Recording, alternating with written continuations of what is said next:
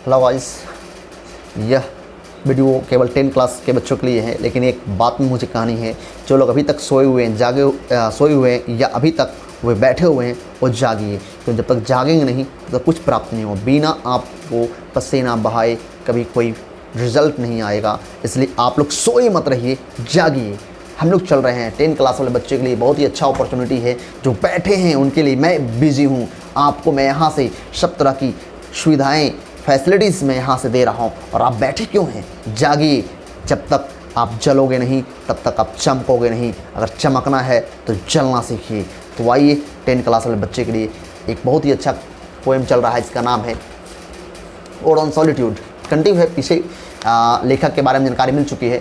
तो चलिए हम लोग ओड ऑन सॉलिट्यूड के बारे में जानते हैं। ओड ऑन सॉलिट्यूड कहते क्या है, लेखक क्या कहना चाहते हैं, अलेक्जेंडर पोप क्या कहना चाहता है इस कविता के माध्यम से, पोएम के माध्यम से। तो आइए इनके एक एक स्टेंजा को समझते हैं। और जिनके पास बुक नहीं है वह बोर्ड पर देखिए, यानी स्क्रीन पर देखिए। लेखक कहते हैं, happy the man whose wish and care a few paternal acres bound. कहते हैं खुशहाल वो व्यक्ति है जिनकी चिंताएं और जिनकी इच्छाएं कुछ पैतृक भूमि से बाउंड किया गया हो, सीमित किया गया हो, यानी बांधा गया हो। यानी कहने का मतलब इसमें कभी कहना चाहते हैं, अलेक्जेंडर पोप कहना चाहते हैं वो व्यक्ति खुशहाल है जिसके पास थोड़ी बहुत पैतृक जमीन है। उसी व्यक्ति की चिंता और इच्छा दूर की जा सकती है। उन्हीं व्यक्ति की चिंता और इच्छा को पूरा भी किया जा सकता है। उनकी चिंता और इच्छा खत्म हो सकती है। किसकी? जिनके पास कुछ बाप माँ के द्वारा पैतृक भूमि का मतलब बपौती जमीन जायदाद। And content to breathe in his native air in his own ground. और वही व्यक्ति अपनी भूमि में रहकर कंटेंट संतुष्ट रह सकता है। To breathe in his native air, अपनी भूमि में रहकर, इन हिज ग्राउंड, अपने भूमि में रहकर वह स्वतंत्रता पूर्वक सांसें ले सकता है। यानी स्वतंत्रता पूर्वक क्या कर सकता है? सांस ले सकता है और अपनी दिक्कतों को पूरा कर सकता है। दिक्कत का समाधान कर सकता है, अपनी प्रॉब्लम्स को दूर कर सकता है। कौन? जिनके पास पैतृक भूमि हो।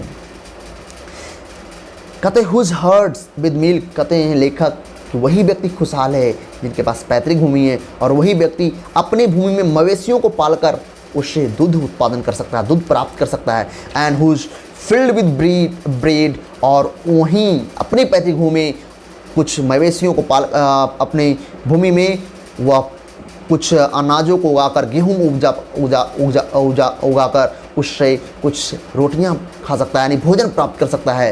And whose flock supply him with attire, और वह अगर उसके पास पैतृक भूमि हो तो अपनी भूमि में वह फ्लॉक्स को पालकर, फ्लॉक्स में होता है भेड़ को झुंड, भेड़ बेच रहा होता है, भेड़ों को झुंड को फ्लॉक कहते हैं। यानी भेड़ों को पालकर उससे वस्त्र तैयार कर सकता है। यानी कहने का मतलब मनुष्य की जो रियल नेसेसरी थिंग्स जो है वह है क्या? तो है रोटी, कपड़ा और मकान। रोटी भी पैतृक भूमि से मिल सकता है, कपड़ा भी पैतृक भूमि से मिल सकता है और मकान भी। अगर अपना ज़मीन है तो दिक्कत ही नहीं है, यानी तीनों चीज़ मिल सकता है। यानी वही व्यक्ति खुशहाल इसके पास तीनों चीज़ प्राप्त है, रोटी, कपड़ा और मकान। तो समझ गए होंगे पैतृक भूमि क्यों जरूरी है। इसलिए जिनके पास पैतृक भूमि नहीं वो बहुत परेशान रहते हैं। इसलिए कहते हैं लेखक whose flocks supply him with attire. अगर जिनके पास पैतृक भूमि हो वो अपने ज़मीन में फ्लॉक्स को पालकर, यानी भेड़ के झुंड, भेड़ों को पालकर उससे वस्त्र प्राप्त कर सकता है। And whose trees in summer yield him shade, और जिनके पास पैतृक भूमि है उसमें पेड़ लगाकर गर्मी ऋतु में छाए प्राप्त कर सकता है। एंड विंटर फायर, और ठंडी ऋतु में, सर्दी ऋतु में उसके टहनियों को जलाकर गर्मी पा सकता है। इसलिए पैतृक भूमि होना जरूरी है। कहते ब्लेस्ड हु कैन अनकंसर्नडली फाइंड। आखिर ब्लेस्ड है कौन? धन्य व्यक्ति। कहने का तो धन्य पूरी तरह से कह सकते हैं, आशीर्वाद प्राप्त व्यक्ति किसको कह सकते हैं? हु कैन अनकंसर्नडली फाइंड, जो पूरी तरह से कह सकते हैं बेफिक्र रह सकता है, वही जो ब्लेस्ड है पूरी तरह से, यानी जिसके पास पैतृक भूमि हो।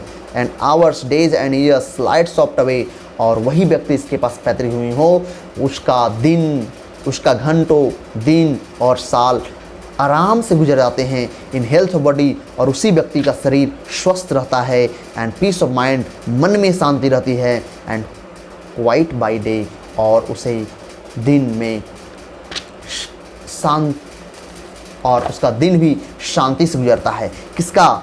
जिसके पास पैतृक भूमि हो, जिसके पास कैसी भूमि हो? पैतृक भूमि हो, उस वही व्यक्ति का दिन भी बहुत अच्छा से गुजरता है।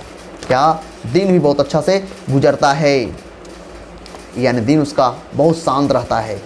कहते हैं साउंड, एंड लेखक कहते हैं साउंड स्लीप बाय नाइट। देखिए स्क्रीन पर आया हुआ, साउंड स्लीप बाय नाइट। कौन sleep?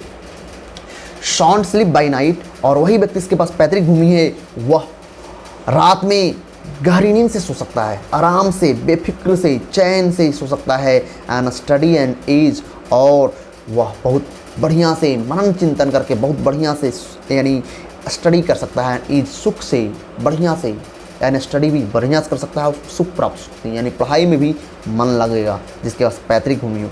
And together mix sweet recreation, और साथ ही साथ उन्हें मधुर मनोरंजन का आनंद प्राप्त होगा। स्वीट रिक्रिएशन, रिक्रिएशन का मतलब मनोरंजन का आनंद प्राप्त होगा। एंड इनोसेंस, और वह व्यक्ति जिसके पास पैतृक भूमि हो वह इनोसेंस रहता है, बिल्कुल मासूमियत भरा ज़िंदगी जीता है, वह उसमें कोई आरोप प्रत्यारोप नहीं लगते हैं, वह बिल्कुल शांत स्वभाव का रहता है, बिल्कुल इनोसेंस रहता है।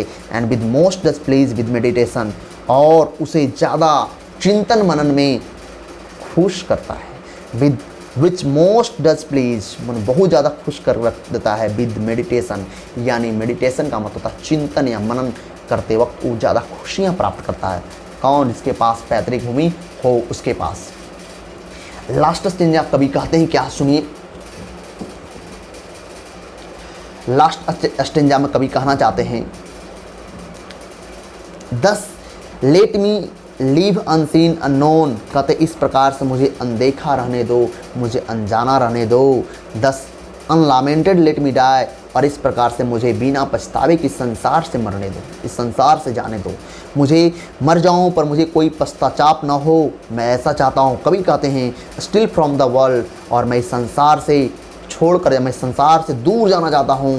एंड नॉट अ स्टोन, और मरने के बाद मेरे नाम की, मेरी यादगार की कोई प्रतिमा ना बने, मेरे लिए कोई पत्थर ना रखे जाए, शिलालेख ना बने, कोई यादगार की चीज़ें ना रहे। एंड टेल वेयर अलाई, और बताइए कि मैं आखिर मरूं कहाँ, कहाँ मरूं। ए लेखक कहते हैं कि आखिर मैं मरूं कहाँ, तो मरूं कहाँ, कहाँ मैं लेटूं ताकि मेरे मरने के बाद किसी को कुछ पता भी ना चले। इस प्रकार से आपका कवि ये पोएम ख़त्म कर देते हैं, और मुझे उम्मीद है कि ये पोएम आपको बिल्कुल कॉन्फिडेंस के साथ याद है, कॉन्फिडेंस का समझ में आ गए होंगे, इसलिए आप लोग ज़्यादा से ज़्यादा इसको बार बार देखिए। It's okay.